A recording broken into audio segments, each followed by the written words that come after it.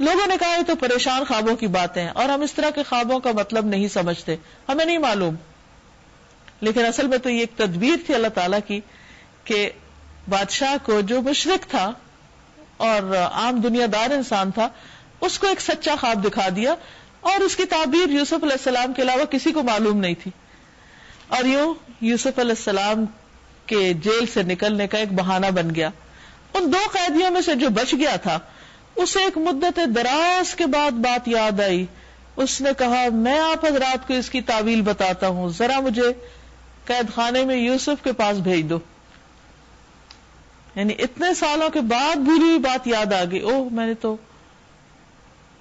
یعنی کہ وہ کیا ہوا، تو یوسف ہی خواب کی تعبیر بتا سکتے ہیں. اس نے جا کر کہا یوسف اے سراپا راستی، ایھا الصدیق، اے سچے دوست، مجھے اس خواب کا مطلب بتاؤ کہ 7 موٹی گائیں ہیں جن کو 7 دبلی گائیں کھا رہی ہیں، اور 7 بالیں ہری ہیں اور 7 سوکھی ہیں. شاید کہ میں ان لوگوں کے پاس واپس جاؤں اور شاید کہ وہ جان لیں.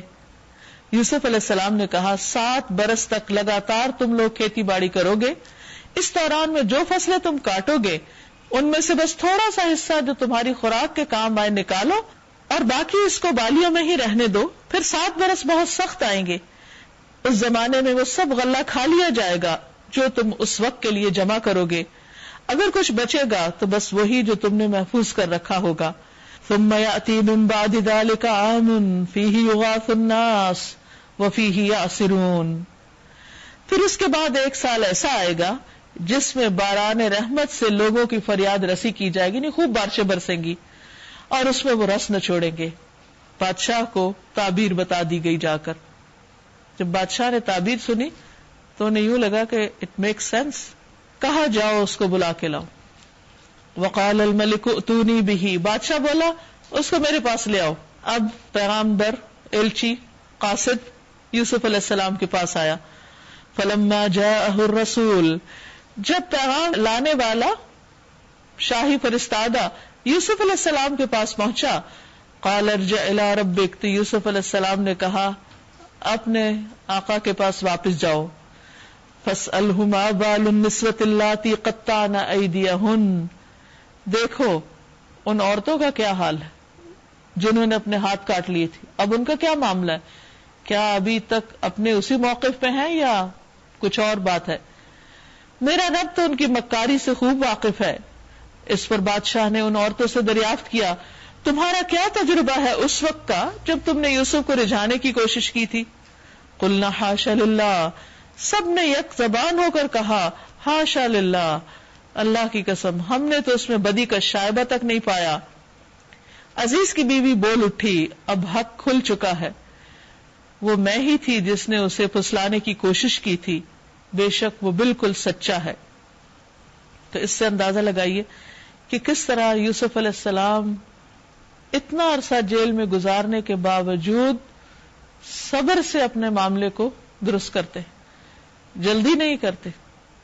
نبی صلی اللہ علیہ وسلم فرمایا کہ اگر میں ہوتا تو فوراً ہی دروازے کی طرف لپکتا، لیکن یوسف علیہ السلام اتنا صبر کرنے والے تھے کہ انہوں نے کہا کہ میں پھر باہر آؤں گا تو کہیں وہی مشکل پھر شروع نہ ہو جائے، پہلے تو ان عورتوں کی رائے لے لی جائے کہ کیا وہ اپنے پرانے موقف پر ہیں یا اپنا نظریہ میرے بارے میں چینج کر چکی ہیں، کیا وہ سچی گواہی دیتی ہیں. ذالک لیعلم انی لم اخنہ بالغیب، یوسف علیہ السلام نے کہا اس سے میری غرض یہ تھی کہ عزیز جان لے کہ میں نے در پردہ اس کی خیانت نہیں کی، کیونکہ پیغمبر کبھی خیانت نہیں کرتے. نبی صلی اللہ علیہ وسلم کی جان کے دشمن بھی آپ کی امانت کے گواہ تھے کہ آپ صادق اور امین ہیں. یہاں یوسف علیہ السلام بھی اپنے بارے میں بتاتے ہیں کہ میں نے خیانت نہیں کی، کیونکہ انہیں لوگوں کو دین کی بات بتانی ہوتی، اور اگر وہ امانتی نہ ہو تو اللہ کے پیغام کو کیسے پورا ٹھیک پہنچائیں گے. وَأَنَّ اللَّهَ لَا يَهْدِي كَيْدَ الْخَائِنِينَ، اور یہ کہ جو خیانت کرتے ہیں ان کی چالوں کو اللہ کامیابی کی راہ پر نہیں لگاتا. یہ بہت ہی زبردست بات ہے کہ خیانت کرنے والے کبھی کامیاب نہیں ہوتے، وہ صحیح راستے پر نہیں جا سکتے، چاہے مال میں ہو خیانت یا کسی بات میں ہو یا کسی ذمہ داری میں ہو. امانت کا پاس رکھنا ذمہ داریوں کو صحیح طور پر نبھانا اور کسی کے ٹرسٹ کو نہ توڑنا، یہ پیغمبرانہ اخلاق ہے. اللہ تعالی ہمیں اس پر عمل کی توفیق عطا فرمائے.